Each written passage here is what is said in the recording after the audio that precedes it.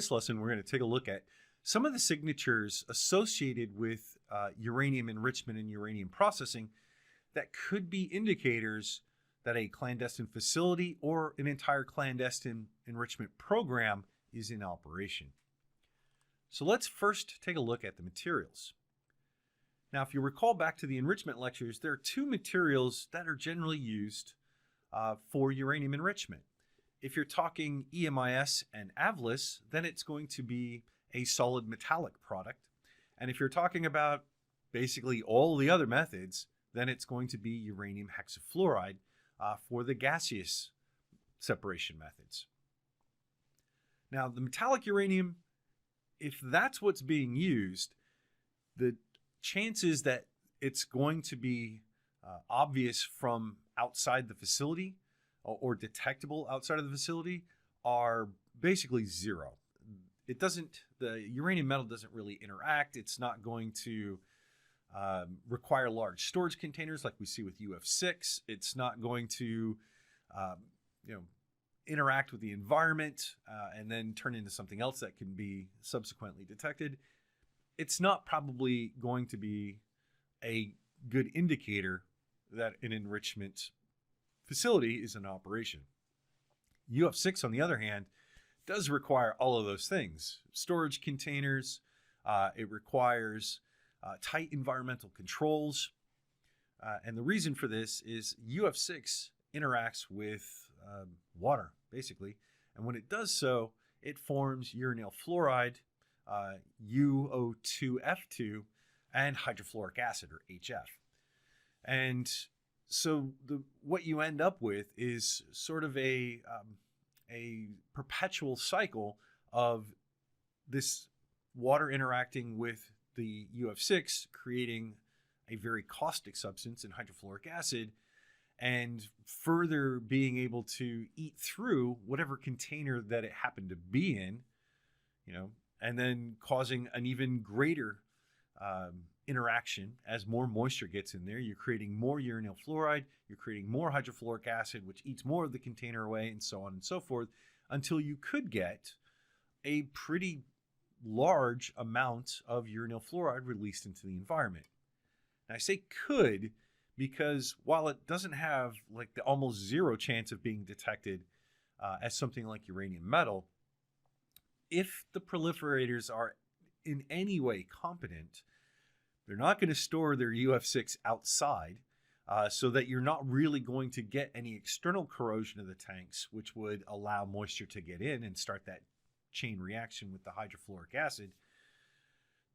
And they're not going to spill it or something else within their facility, even if some of the UF6 interacts with moisture within the facility. Again, if they're reasonably competent, they will have measures in place so that it does not escape out into the environment or into something like a waste processing plant type situation in the case of like sewers or something. It's not to say it can't happen, but it's probably only going to happen if they really don't know what they're doing. In which case, I would ask the question, if they really don't know what they're doing, how did they even build an enrichment facility in the first place? Okay, so that kind of covers most of the material. Now, there is something else, which is the release of some of the radioactive noble gases which occur from the fission process. Well, you're probably asking, well, it's an enrichment facility. Why would we see anything from it? It's not like they're operating a reactor.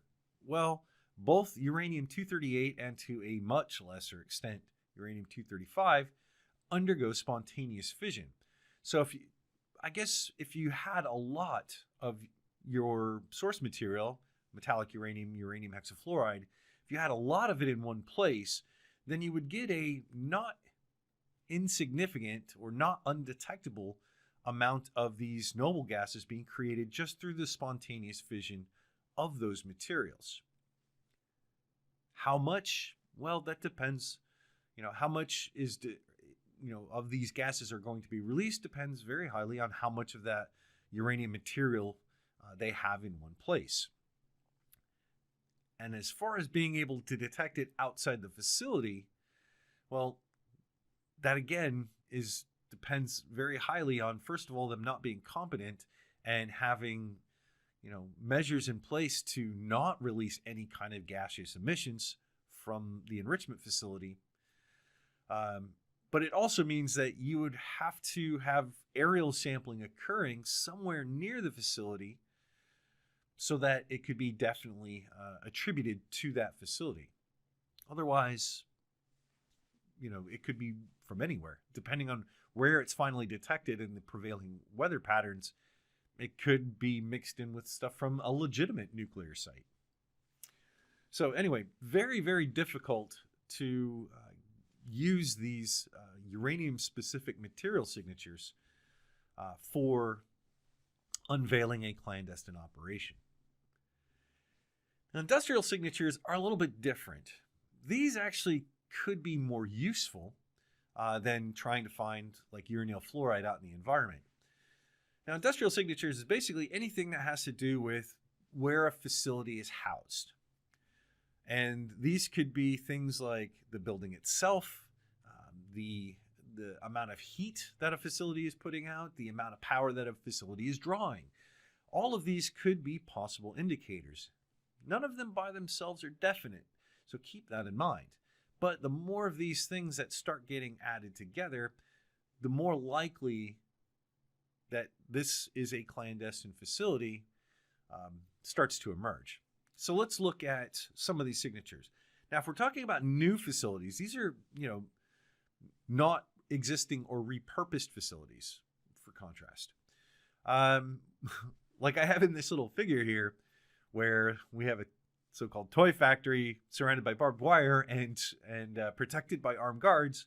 That could be a pretty big clue that something sketchy is going on there, where the facility is declared for one use, but security measures in place at that facility far exceed anything that should be there.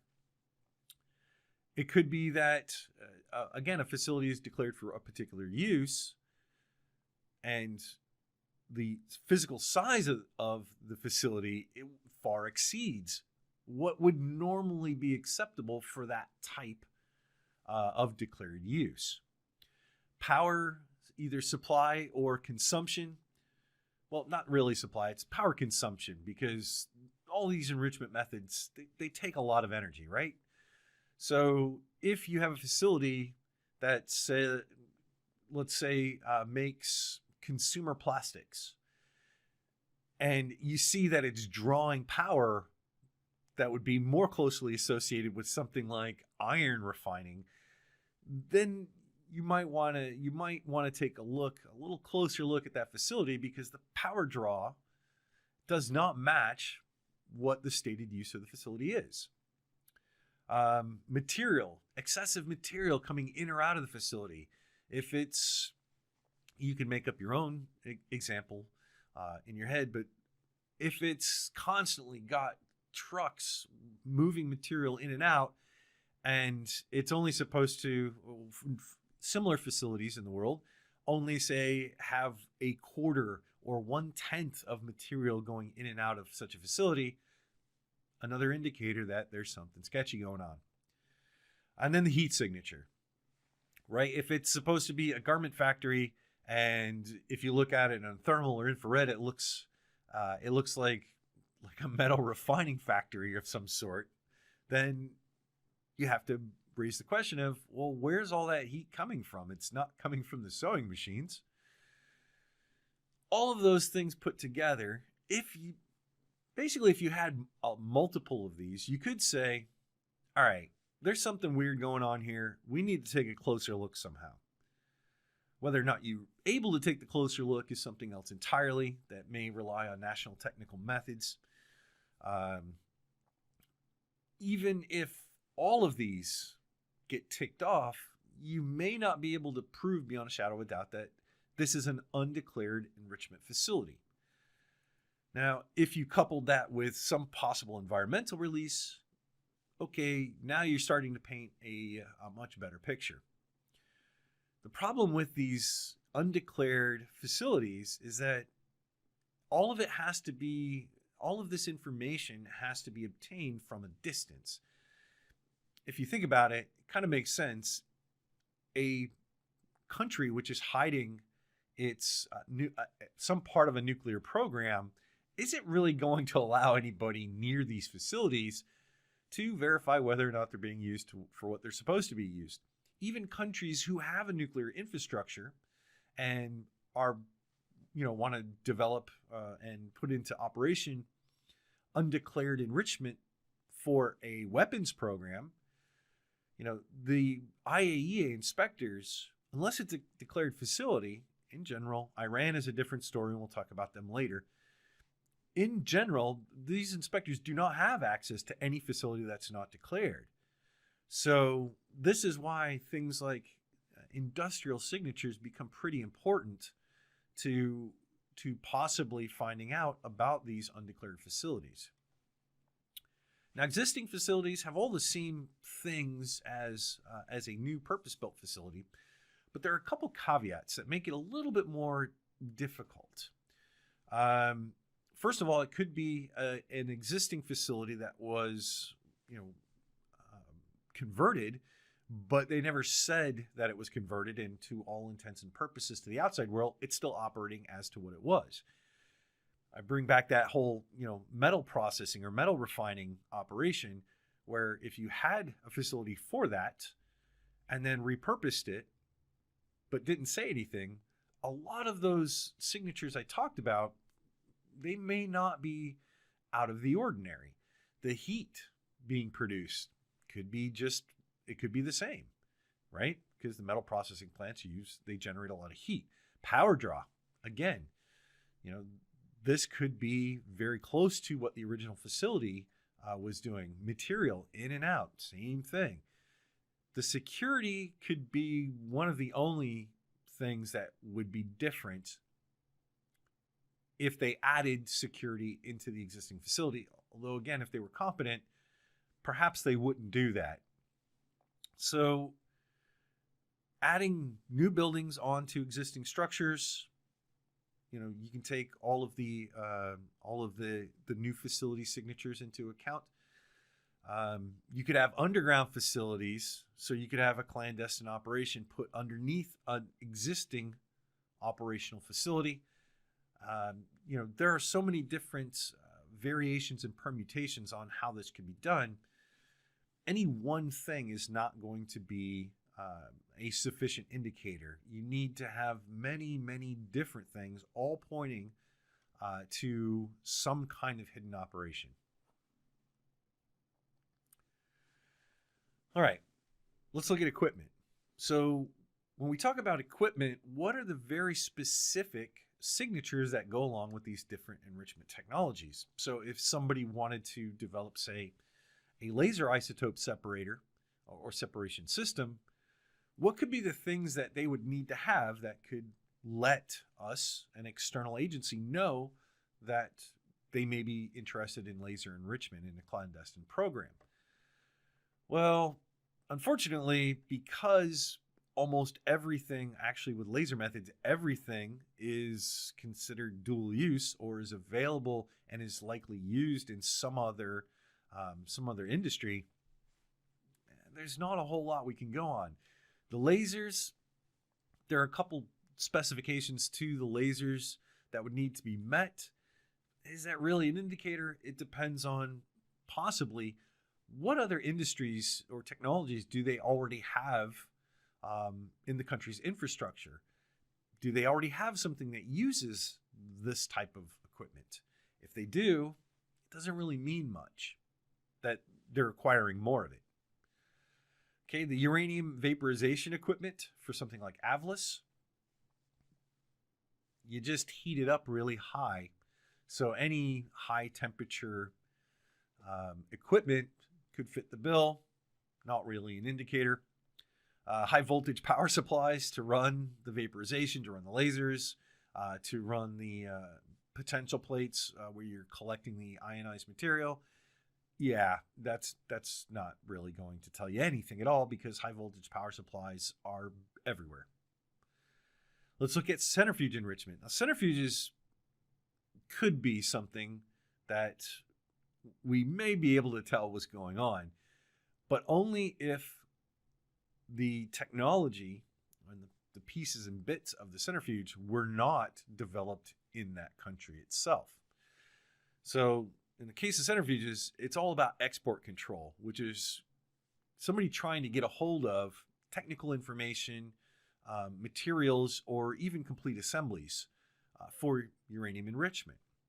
So we have, on the material side, it used to be that somebody trying to get a hold of miraging steel or how to make miraging steel was an indicator that they were going to possibly involve themselves with gaseous centrifuge enrichment for uranium. But nowadays, the best of the rotor materials are fiberglass and carbon fiber, which are everywhere. So that's no longer really an indicator. That material is so ubiquitous that if a country doesn't have it, that would be more odd than if it did. Now, very specific things like the end caps, the scoops, the bellows, kind of, and if you'll recall, the bellows are the bendy sections that they would put into a centrifuge to allow for some less than ideal balancing. The magnetic bearings, yeah, could be. The scoops, obviously. So there are a few, and we'll talk more about the very specific bits and pieces later on in the course. But there are a few things that are trigger list warnings that somebody may be trying to do centrifuge enrichment. Again, the problem is if they're not trying to buy this stuff or acquire it external to the country, if they're developing it internally based off of freely available information, then not really an indicator. Gaseous diffusion, it's basically got two things that are or could be indicators. One is research into diffusion barriers where they had not been looking at those previously. And very specific diffusion barriers that would be resistant to UF6 corrosion. Other than that, perhaps investing, if they didn't have it already, investing in things like pumps and piping that was also resistant to UF6 corrosion. That one's a lot less of an indicator than the diffusion barrier because it's not necessarily material that's specifically corrosion resistant to UF6. It could be corrosion resistant to many things that would include UF6. So not necessarily an indicator, but the diffusion barrier thing very much could be. And then EMIS. What are the signatures of EMIS? Well, that they're desperate, probably, or that they don't have a high technology infrastructure. In all reality, there's no real indicator that somebody's using EMIS from a equipment signature standpoint. Now, again, if we go back to facilities, EMIS has such a huge power draw, like that's not really, it doesn't really correspond to almost anything else. So while the equipment itself, it's just electromagnets, right? That's not going to indicate that proliferation is occurring, but signatures associated with the facility, maybe. So let's take a look at a couple of other indicators that are absolutely probably not intended. As the title of the slide shows, accidents. So let's look at something like a criticality accident. This occurred not once but twice at Los Alamos with a very particular sphere of plutonium. Now, when you have a criticality accident, all this means is you just got enough material together so that you started a chain reaction. Now, it's probably not going to sustain itself because the conditions under which that occurs for something like a weapon are very, very particular, but it's going to produce probably, again, depending on the amount of the material there, a large burst of radiation, gammas, neutrons, and this could itself be an indicator. The problem with this is unless you have radiation detectors, in a reasonably close proximity to where this occurs, you're not going to see anything. Not only do you have to have the detectors close enough, but they have to be turned on kind of at the exact moment that this criticality accident occurs, or within like a second or so. It's probably, the timing's a lot tighter than that, but if you did have radiation detectors around a suspected facility, they'd probably be in operation all the time. But unless that is the case, you're not going to see the radiation from this criticality, from something like a criticality accident. Well, if they did have one of those things and they had some kind of emergency plan in place, maybe there would be an alarm that could be heard outside the facility or away from the facility. Or there could be, flashing red lights or any emergency type indicators. Again, you're assuming that those do exist and that they could be seen or heard far enough away from a facility to indicate that there's something going on, and that that facility's stated purpose wouldn't have something like that in place to begin with. So again, not that great of an indicator. Hopefully you're starting to understand how difficult it is to detect clandestine facilities. Environmental release, well, again, we talked about this, not really.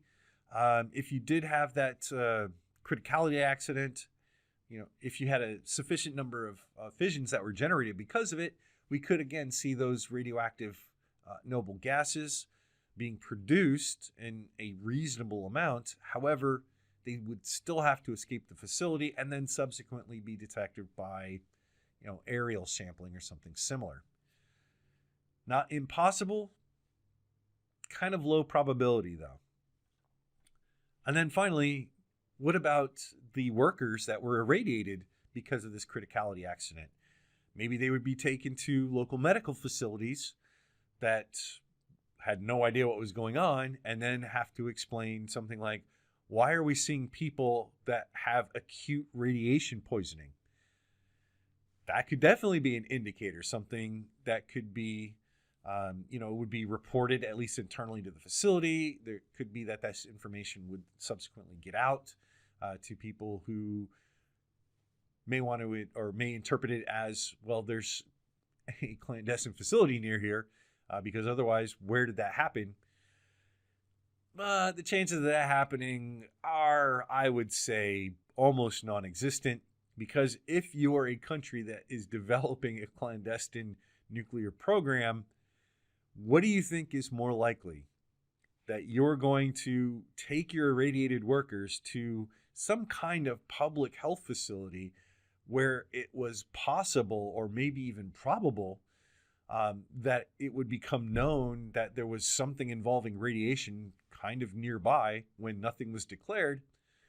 Or do you think that they would most likely dig a ditch somewhere and, bury the problem, as it were? I suspect that the hospital route would not be the one that they would go with, at least not any competent leadership for this kind of program. Now, industrial accidents, now you're getting into something that may, again, happen, and it may be a fluke 1 in a billion chance that could then result in the facility being identified. And this would be something like unintentional fires, a natural disaster like an earthquake or a tornado, or something that could damage the facility itself and cause a release of material out into the environment. At a extremely detectable distance. They're rare, though, by definition. So does that mean that this is something that can be counted on? No. But, it's something, it is a way that such a facility could be discovered. But having monitoring in place just randomly in the event that this did happen could be a waste of resources. One last indicator, and it actually has been proven historically to be the best indicator, that some kind of clandestine facility is under operation, are none of these things that can be detected by an external observer. It's the personnel. In fact, with Iran and their 2 undeclared facilities, these weren't detected by something like intelligence agencies or the IAEA or anything like that. The knowledge of these facilities was released by people who worked in Iran in the system. So basically, people that already knew what it was and where it was told everybody else about it. So information dissemination from within the program is also something that could be, it's not really an indicator, it's just out and out telling you that this thing exists. But if you think about it from in terms of, whatever agency is operating the clandestine facility, this becomes a huge concern. And so things like that, additional security on certain types on facilities that are not consistent with their declared use, and maybe your first reaction be like, well, why would they do that? It would just indicate that something was going on there. Well, that whole personnel security issue may cause physical security methods to be put into place that, again, are not consistent with the stated use of the building. So there's a reason why that extra security may be there. And again, historically, that's kind of what happens. So in the next lesson, we're going to shift gears and move away from uranium and start looking at the other special nuclear material that is popular for nuclear weapons, and that is plutonium.